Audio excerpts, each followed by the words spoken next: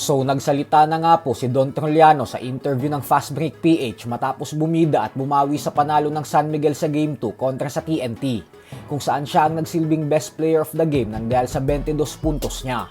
Ayon kay Troliano ay maganda daw yung naging performance ng kupunan nila sa game na ito, at bagamat medyo naging pabaya sila sa bandang huli, ay ang mahalaga umano ay nakuha pa din nila ang panalo para maitabla ang serye sa 1-1.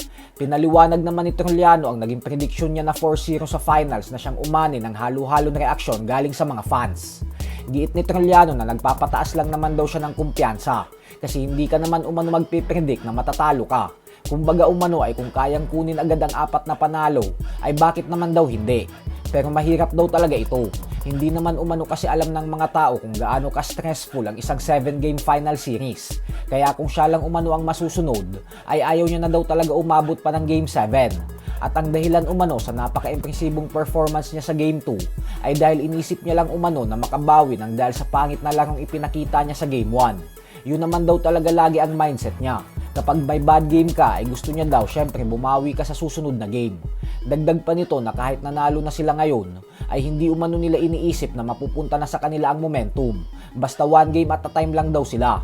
Abang ang head coach naman ng TNT na si Chot Reyes ay humakot din ng atensyon matapos makitang nagtataas ng puting panyo sa harap ng mga referee. Senyales na suko na ito sa hindi patas na tawagan para sa kanila. Pero sa panayam nga po ng Sports on Air kay Chot Reyes, ay sinabi nitong ayaw niya na daw magsalita patungkol sa Game 2 kasi baka daw mapagmulta lang siya ng PBA. Kaya alam nyo na po kung ano ang ibig sabihin niya doon. Tutal, napanood nyo naman umano yung laro kaya no comment na lang daw siya dyan. Sa kabilang banda naman mga idol ay sinurpresa naman nga po ng Gilas Bigman na si QMB ang Philippine basketball community matapos ng official announcement kahapon na pumirma na ito sa kupunan ng Chiba Jets sa Japan B-League. Makakasama niya dito ang mga star player ng Japan national team at former NBA player na sila Yuta Watanabe at Yuki Togashi.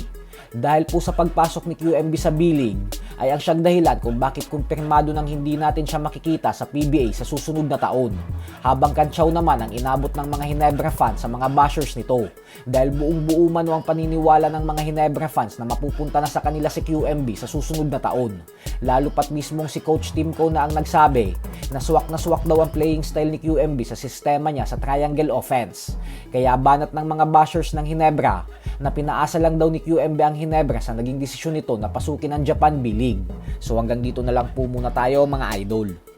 Huwag pong kakalimutang mag-subscribe sa ating pangalawang channel na Sports Talk PH 2.0 dahil ang channel po na ito ay para sa araw-araw na basketball updates. Yung main channel po kasi natin na Sports Talk PH na siyang may 1 million YouTube subscribers ay pang boxing updates po yun.